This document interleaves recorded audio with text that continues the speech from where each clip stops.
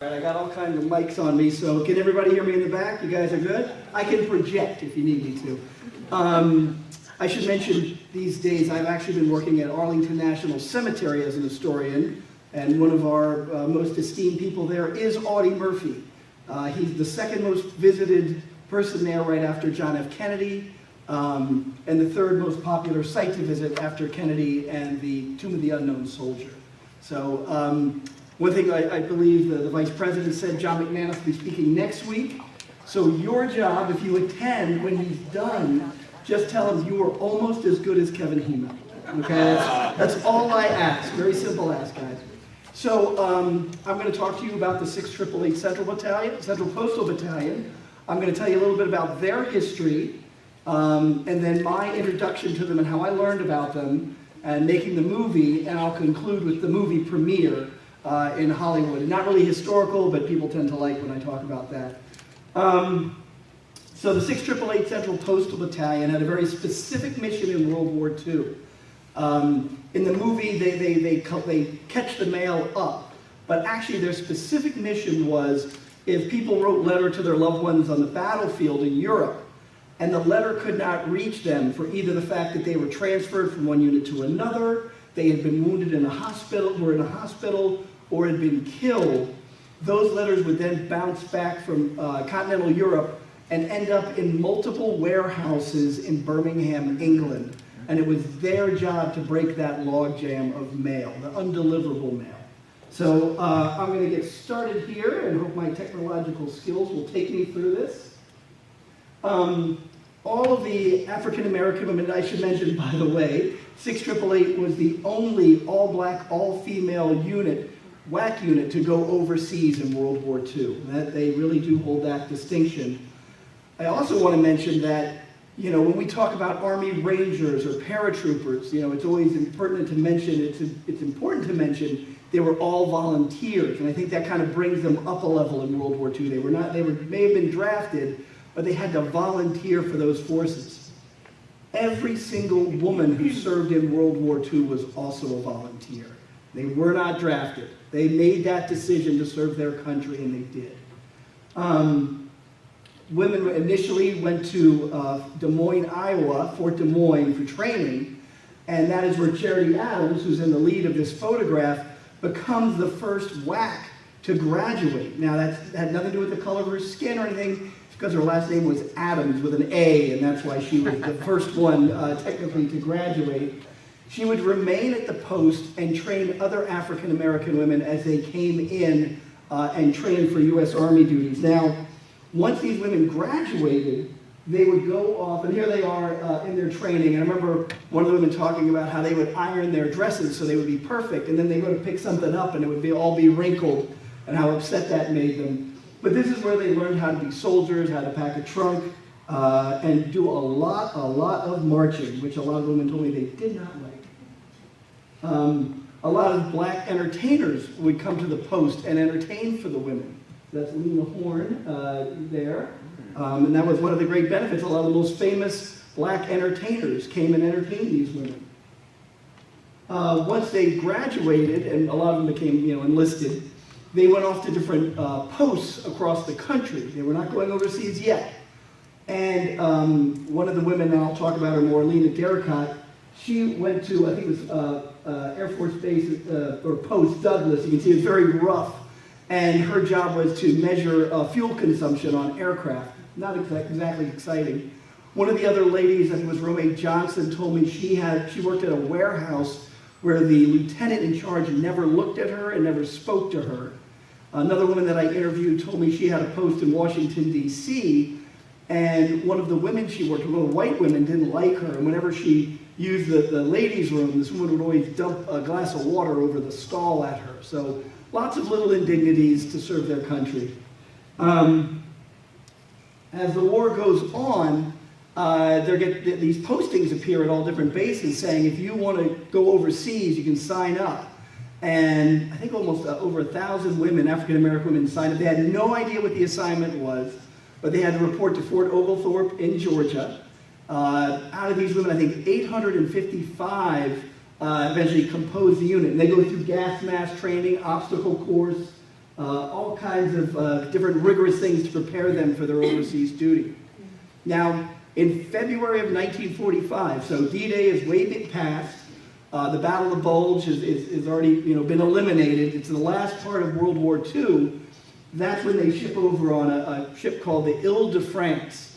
And, these women, they are in a combat zone. There is an alarm on the ship of a U-boat attack. They all had to scramble up and be up on board with their flotation devices, things like that. So they told me they were terrified. They never experienced anything like that. They also crossed through a storm, and Romay Johnson told me she actually climbed up and was on deck. She thought it was like being on a roller coaster, being on the waves. And she said she loved it until she saw a ship in the distance and realized how much it was getting tossed around, and that's when she went back inside. They're going to arrive in Liverpool and then move down to Birmingham, England, and that's where these warehouses of mail are. And this is when they're told what their assignment is going to be. Charity Adams addresses them and tells them that they are assigned to catch up at least 4 warehouses full of mail in 6 months. So they get to work. They told me that the warehouses they worked in were dark. It was free. This is February in England. It's cold. And they said there were rats in these warehouses. So one of the women said she wore a ski suit to stay warm. They would wear gloves with the fingers, cut off. And they just worked around the clock. They worked weekends. The battalion was a self-sustaining battalion. They had their own motor pool. They had all the stuff that an independent unit has that doesn't rely on others. And they had 4 companies. So Charity Adams rotated the companies so the women would stay rested. But it was a very thankless task that they got to. Some things that can tell you about Charity Adams. The Army actually opened up a USO canteen for black women. And so Charity Adams called the battalion together and said, listen, I can't tell you not to go there, but as soon as we step foot in that place, we're agreeing to being segregated. So I can't tell you not to go there, but I'll tell you this, I'm not going in there. And not a single woman from the 688 ever walked into that canteen. Okay? That was the kind of leadership she had with these women. If you've seen the movie, this was basically taken from her memoir, that one day a brigadier general, in the movie it's a 3-star, but in reality it was a brigadier general, came to inspect the unit. So she fell 3 companies out for inspection, and the general said, I told you to send out the entire battalion. Where's the 4th company? And she said, well, sir, they're inside working on the mail. And he became enraged, and he said, you're not following orders. I'm going to fire you and have you replaced with a white lieutenant. And she straightened her shoulders, and she said, over my dead body. Now, we don't know what happened immediately afterwards, but about a week later, he returned and apologized to her, and on several occasions lent her his limousine so she could get around. So I think that's a good example of people, stumbling, making mistakes, and kind of realizing it and working together for the bigger cause. I mentioned that they were only given 6 months to do this. They did it in 3 months. Okay? That was the kind of dedication they had. Now, as they finish this task, it's early May. The war ends. World War II is over. So instead of sending them home, there's still a problem with backlogs of mail in Europe.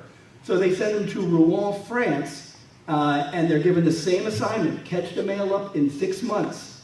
Again, they did it in 3. This was their real exposure to war. They had seen bombed out houses in England. They had seen sort of the evidence of the 1940s bombing campaign of England.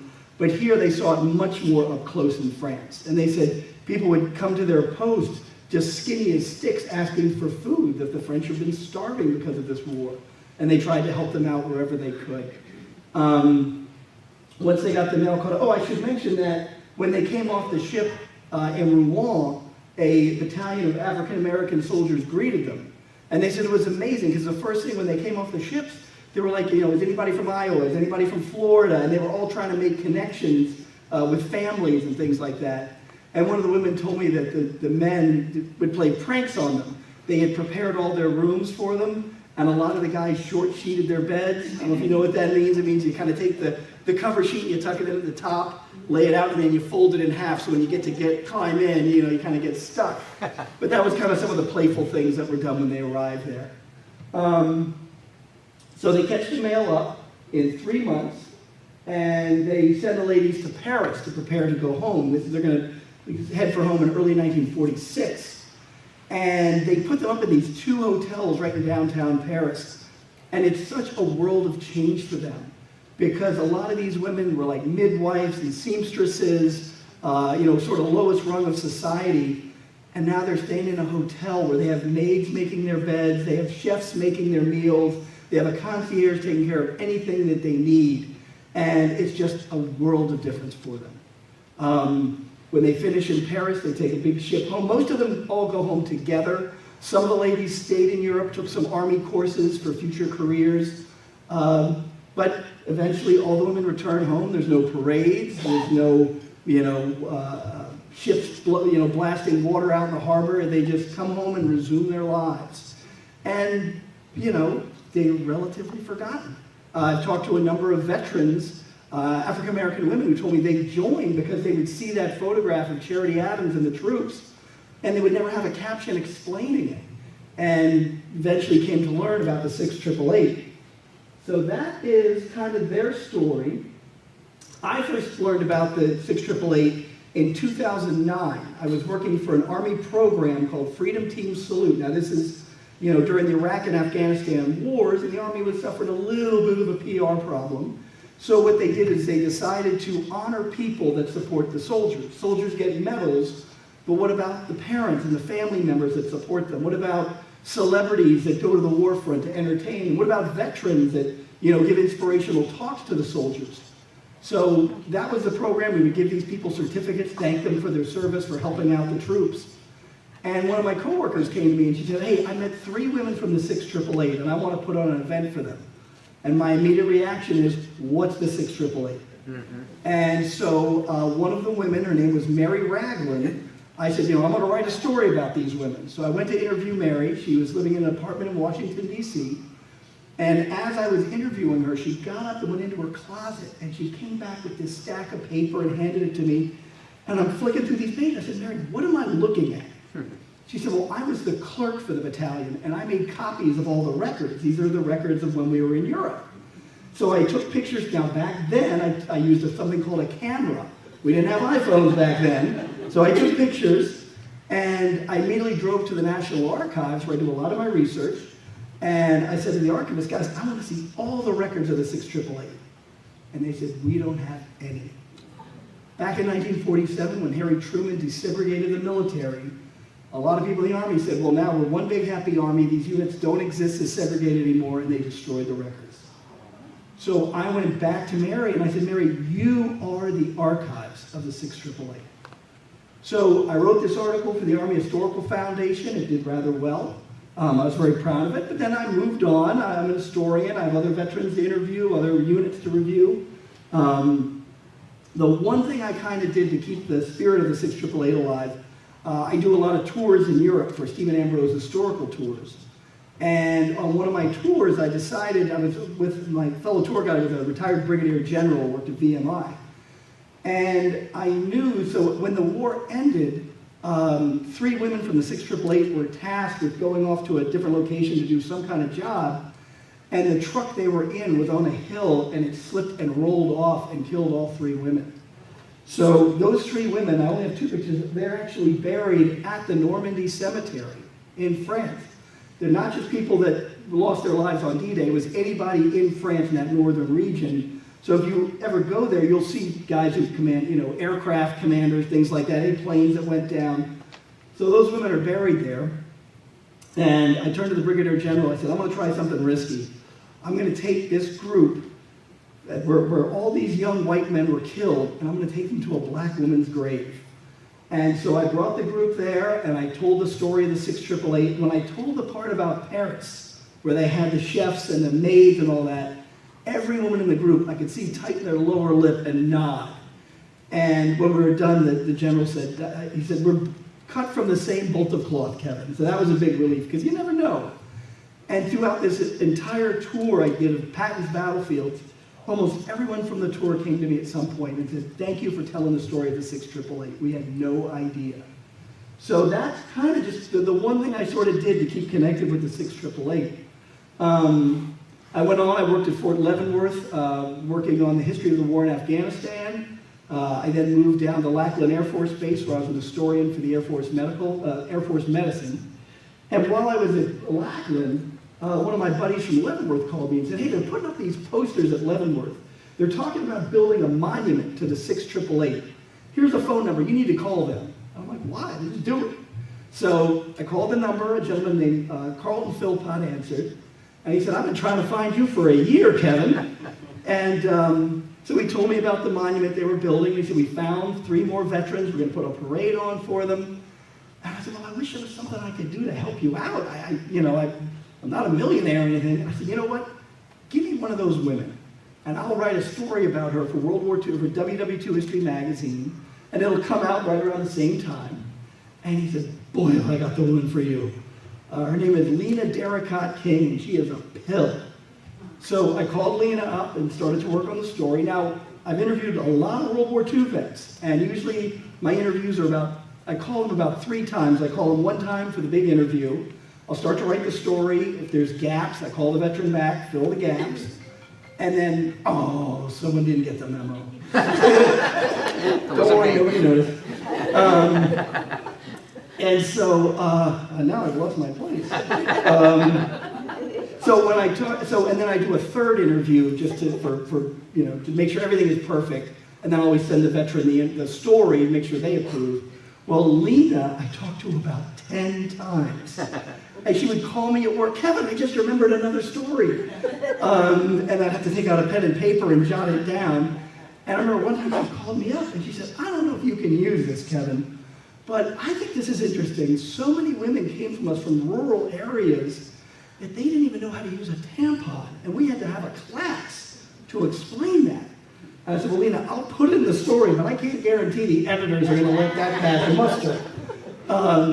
But it was a great experience. And towards the end, I told her, I said, Lena, I'm going to meet you when they dedicate this memorial. And she said, I can't wait, Kevin, because your voice, you sound to me just like Dr. Lewis Henry Gates. And I thought, oh my God, she thinks I'm black. And I'm like, I'm going to meet her. She's going to have a heart attack, and I will have killed a World War II veteran. So I went to the event, and let's see, I got a picture of Lena right here. But that's her back in 1945, beautiful lady. This is her about 2020 when I met her. When I interviewed her, she was 94 years old. Whoa. She still made all of her own meals and would go out dancing every Saturday night. It's the kind of woman that this lady was. And so, of course, I'm terrified of meeting her now. And so she was signing some stuff at a table, and I walked up. I said, Lena, it's me, Kevin. And she went, Kevin! And so, no heart attack. But she started introducing me around, and everybody said the same thing to me. They said, you look different from what we thought you were going to look like. I said, I'm sorry, I'm white, I know. But she introduced me to a woman named Edna Cummings. And Edna Cummings was one of the heads of the 6888 Association, the younger people paying honor to the vets. And she told me that the article I had first written about the 6888, they had used the language of the article to write the legislation to get the ladies the Congressional Gold Medal. Oh, nice. So I said, there's nothing you could have told me that would make me feel better than I do right now. Just to have that little bit of influence, it was a great experience. You never know when you write stuff what's going to happen or where it's going to go. So that was a nice meeting. So I published the article, and when I submitted it to Carl Nam, he said, Kevin, this is a movie. I said, I don't know what you're talking about. I write stories. He said, well, I'm going to hook you up with a producer. And so he hooked me up with a woman, of course, it's slipping my brain, Carlota Espinoza. And she had a partner, Carrie Selig, and I signed a bunch of docs, and this went on for about 6 or 7 months. They were very nice to me. And then they called me up and they said, Kevin, Tyler Perry really likes your story. He's going to call you. And of course my reaction is, yeah, right. And 3 days later, I get a call on my phone, 404 area code, which I know is Atlanta.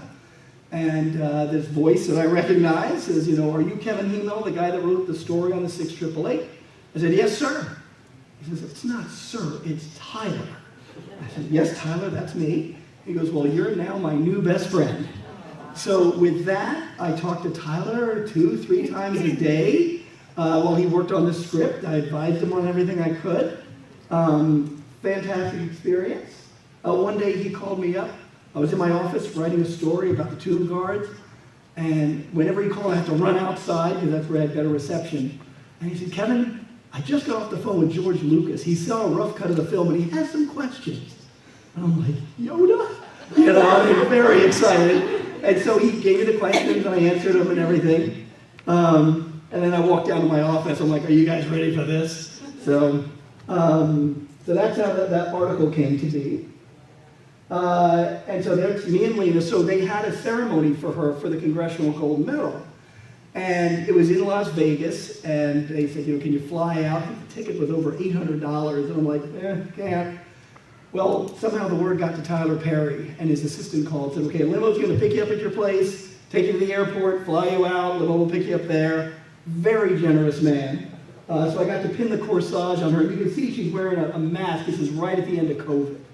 And so this was at her church where the ceremony occurred, and Tyler showed up and gave a talk, and they scurried us up over into a little room, and we talked about the film and some of the technical details, and when we finished, he said, Kevin, we have talked so much on the phone, and now I have a face to put with the voice. And I said, I know, I'm white. So the one big obstacle in all this, and the 6888 Association ladies, they would call, after all this started building momentum, they'd call up and they'd say, Kevin, we've got another veteran. And I'd say, do you want a black woman to interview her? Would that be better? And they said, no, you know the stuff, you know how to get published. So I tried to step aside. So that was very nice, a nice experience. So then he made me his military history technical advisor for the film. Here we are, this is actually in Atlanta, Georgia, this is subbing for Italy. And so I've learned that a technical advisor is just that, you're an advisor. You can tell the director any historical facts you want, he's got in his mind what he wants, and you got to respect that. It's his money going into this, his effort. Making a movie is very different from writing a book or an article. And, one of our conversations, he goes, this is my vision, Kevin. All these soldiers are in a trench, and the whistle blows, and they charge up this hill and attack the Germans. And I said, that's great, but they didn't really have trenches in World War II. They used foxholes. He said, okay, I want to have a trench. I said, okay. So I did a lot of research. I found out at Mouzargon, members, I think it was the 90th Division, occupied some World War I trenches. So I said, there you go. And he realized that the timeline didn't work. He needed 1943, not 44. So they moved it to San Pietro in Italy, where the battlefield was. And I said, okay. And I told him, I said, I will always tell you the truth, but I know what you're dealing with. So you'll just know, but there's no hill I'm going to die on. This is your movie. So that's Carlota standing next to me. That's Carrie Selling on the far end, Tyler in the middle. And then that's Peter Goober. He was the head of Mandalay Films. An executive producer, I came to learn, is the guy that has all the money.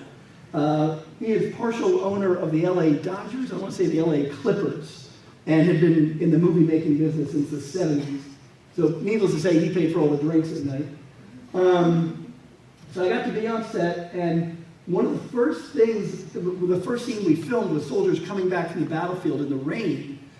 And I had called them ahead about this because I knew this would be a good detail to have. And I told Carlota, I said, listen, you got to get a bunch of condoms because soldiers put condoms on the ends of their rifles to keep the rain from getting in. So I show up and they're coming off the battlefield. And I went to Tyler. I said, you really should have condoms on those rifles. Well, he gets on the bullhorn and says, does anybody have condoms? Of course, nobody volunteered. And they're getting ready to film the scene. And I went back to Tyler. I said, Tyler, this is 1943 Europe. Half those guys need to be smoking cigarettes. And one of the other advisors pulled me aside. He said, listen, Kevin, if they're smoking cigarettes, the movie's rated R. We want it PG.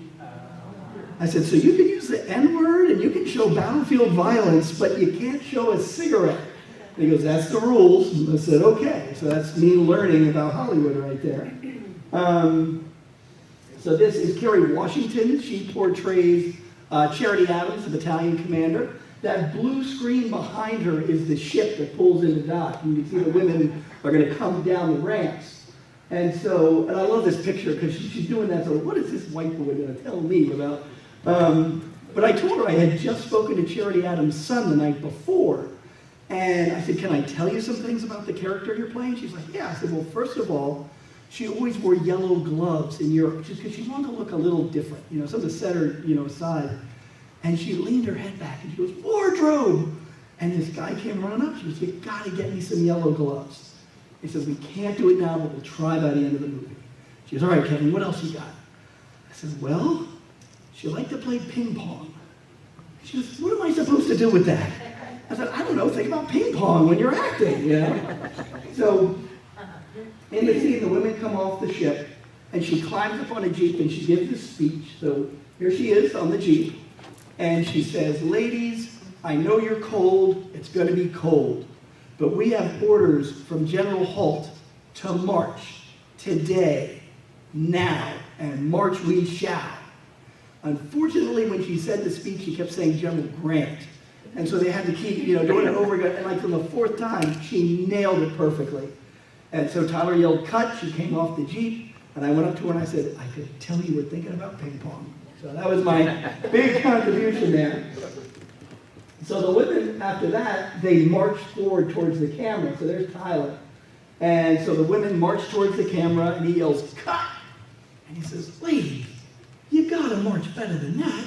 You're black. And everybody starts laughing. And he gets on the bullhorn and he says, don't make me yell at you. And everybody stiffened up. He goes, and worse, don't make Medea yell at you. And he launched into the Medea voice. Everybody's laughing. And that's the way it was on the set. It was very light. He was maneuvering hundreds of people, but he did it. He was a real pro. I was very impressed. Something I don't think I could ever do. So there's me in the trench, not a foxhole, with some of the extras. And you can see that that's a P-51 fighter in the background. That's one of the main parts of the opening scene, is a crash by a P-51. Let's see, I think that's going to be it for the filming. Oh, geez. So I took this picture. I have 6 older sisters. And when I sent them this picture, they went berserk. This is Oprah Winfrey's changing room. So, and I showed this to one of the young ladies I work with. She was zooming in. She goes, I want to find out what product she used. So, just a room to me, but boy, did it cause a stir. Then we moved to the premiere. So this is in Hollywood. That's Carlota next to me, Carrie, and then in the middle, that's Ebony Obsidian. She played Lena Derricott King. Unfortunately, Lena did not live to see the movie. Tyler did bring her a rough cut on an iPad and showed it to her. And he told me that through the whole thing, she was crying and saluting. And when it ended, she said she loved it. So whenever people bring me criticism, I'm like, hey, Lena Derricott King liked the movie. And then behind us are the names of the 855 women in the 688. I thought that was a very nice touch at the premiere. So what happened? So I brought my sister Joy. My mother passed away in 2019. And so my sister Joy invited my father to live with her for a few years until he was ready to go to a retirement home. So as a thank you to her, I had her as my +1 at the premiere. And what you do with these things is you have to crab walk. You hold up an envelope with your name on it, and then you walk like this, because there's a whole line of photographers saying, he's not a Hollywood star, why are we taking his picture? And then at the end of them are all the reporters, interviewing people on camera. And so my sister Joy went crazy about this because she loves Entertainment Tonight and knows that reporter. Nobody wanted to talk to me. And so we kind of stayed around on the red carpet, and at one point Tyler came over to introduce me to this young man who was holding a picture of a woman from the 688. It was his grandmother. And behind him was his mother and his dad, and his mother was holding a photograph too. And so the guy hugged me, and he thanked me for what I did, and he was kind of tearing up. And I'm like, hey, I'm just happy the movie got made. I think it was 2 days later I found out his name is Big Sean. He's a rapper. And so I listened to some of his music. it's all, you would never know he had really nice parents, I'll just put it like that. And so I think the big thing for me though, okay, so I care right there, right behind this woman, it's a sort of, looks like a little bit of a crescent moon, that's white hair. That's George Lucas. He came to the premiere. And so I said, Joy, you gotta get a picture of me talking to George Lucas. So I went over to him, I said, Mr. Lucas, my name's Kevin Hymel, I wrote the article the movie's based on, and I just want to say thank you because Tyler called me one day and told me, that you had questions, and we answered, but I think your questions made this a better movie. And he looked at me and he said, okay. I said, okay, you have a great night, sir. And I went back to Joy. I said, did you get a picture? She goes, no, I was trying to get a picture of Oprah. So, didn't get the picture I wanted with George there. But it was really nice. I sat next to Mookie Betts, shortstop for the LA Dodgers. And like I mentioned, Mr. Goober was partial owner of the Dodgers. And he hugged me and said, what you've done is amazing. I said, me? You won the World Series. And I can tell you when I hugged him, that guy is pure muscle. And so that was a pretty exciting experience. Went to the after party. I don't think I slept for 2 days. It was a very energized thing.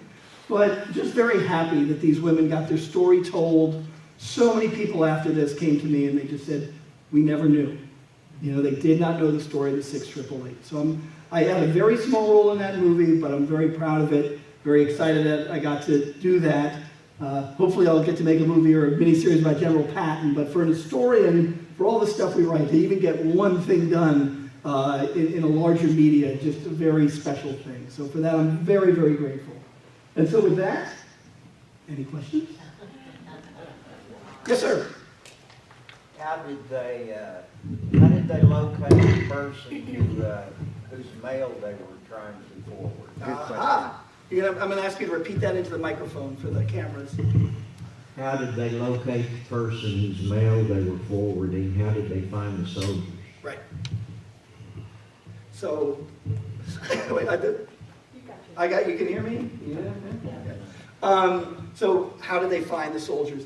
They had muster cards with the soldiers' names and serial numbers. A lot of times they would open the envelopes, look for clues. Sometimes the soldiers would put their units, their division symbol on it. That helped focus them also.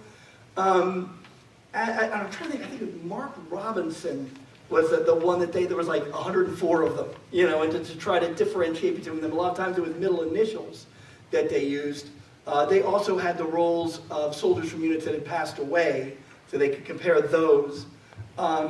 But beyond that, I really don't know. When I interviewed the women, it was more about their experience because Tyler and the producers came to me with those kind of questions. And I'm like, I don't know the exact technical explanations, but I just know that, those are just some of the methods they use. A lot of the things were packages, and because they've been in these warehouses for so long, rats had eaten through them.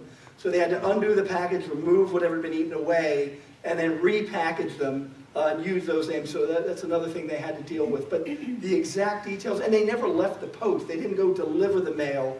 They would figure out where the people were and then ship that out to different mail groups that would get it to them. But I wish I could give you a better detailed answer than that. Way in the back. Oh, Susan's going to get her workout. You're going to get your steps in, Susan.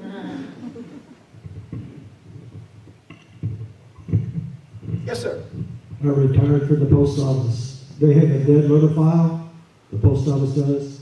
It never goes away. In other words, they can, if a family has mailed something, they can follow up with the USPS, and that's how it was located. Not to sideline your answer, but that being said, it's amazing what they did in trying to locate and do in 3 months what they had been given 6 months. And that's just my comment. It was phenomenal. Yep. Thank you. I appreciate your expertise, sir. Thank you very much. Anybody else? Yep. I know you. Were they allowed to date I know Birmingham, they had a large contingent of black soldiers there. Were they allowed to date? Yes, they were allowed to date. I don't know any specific stories about dating black soldiers. I remember they told me that when they arrived in Birmingham, a lot of the citizens were very reticent towards them because they had been told, that they had tails and things like that. But once they met and got to know the locals, they would have them over for dinner. They became good friends. I remember the ladies talking about how they loved the gardens a lot of these women had. They would go out to local watering holes. There were also white soldiers there. And Lena told me that, she was dancing and a white soldier came up to her and reprimanded her for dancing and, called her the N-word. And they kind of got that guy out of there. But I don't know of any specific dating stories. Did any of them remain in the Army and make a career out of it, or were they all discharged after the war? None that I know of. Everyone I spoke to and talked about the other women, they just, like a lot of other Americans, just wanted to get on with their lives. And the unit was disbanded. So to my anecdotal knowledge, no. And I can tell you that when I would interview these ladies, they were surprised I was interviewing them. They're like, this is something I did for 3 years in my 20s. I've had an amazing career after that. This is all you want to know about. I was like, yeah. So. I've had experience working with a group of repackers, about 16 of us probably, and the boss got so upset that we weren't reaching the deadline by 5 o'clock, he offered us $50 if we could do it by 3. It's amazing how fast it got done. How did they stimulate them to hurry up? Yeah. They had their orders, and Charity Adams was a very strict disciplinarian. They got it done. For some reason, this popped into my head. They actually created a salon at their post. It was a boarding school, a boys' boarding school they occupied. And they said that white women officers and enlisted men would come to use the salon. And it was a great boom for getting to know other soldiers. So that was something they were very proud of. But that was one of their few amenities or things they got to enjoy while catching the mail up. So maybe she would prevent them from going to the salon if they weren't working hard enough. Anybody else? Yes? Oh, this is going to be a tough one. A professor's asking me a question. Hey, that was great, thank you. I know that a lot of women's history, it's hard to follow the women after the war. They stopped writing letters home, their diaries end, but it's really curious to me that these women have this very broad experience of life outside of segregated America. What was it like coming home, and how did this wartime experience shape their lives for years to come? Several ways. So a lot of them, like I said, got on with their lives. Some of them were able to use the GI Bill. Now, the GI Bill would help veterans with education, home buying, gave them a stipend to help them adjust. But a lot of the southern states blocked it for African Americans. So some of the women I talked to who were up in New York were able to take classes on the GI Bill. Lena took courses while she was in Europe, and they were in design and fashion and things like that. So when she came home, she pursued a career in that direction. Now, a lot of these women later in life in the 1960s got involved in the civil rights movement. And they never specifically traced it back to their World War II experiences, but it can't be denied because they got out of the United States, saw an unsegregated world where they were respected and knew that was the norm. And so I think that experience, more being away from the United States and maybe being in the military, really helped shape them and gave them a picture of what the future could be. Okay, good. All right. And then next to her. Well, first, do you know, are any of them still alive? I think one lady is still alive.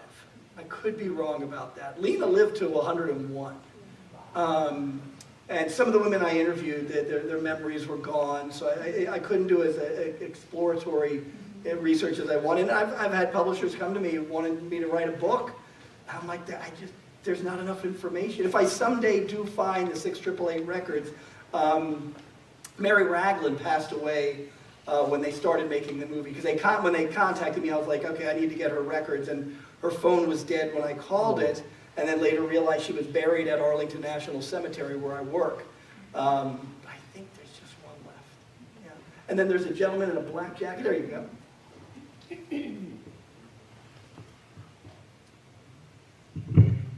Were you able to find any direct references between these women coming back and their contributions to civil rights movements?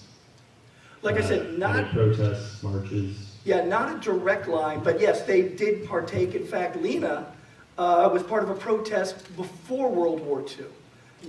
There was a Philadelphia theater that was segregated, and she marched out in front of it. So this was going on way before the 1960s movement.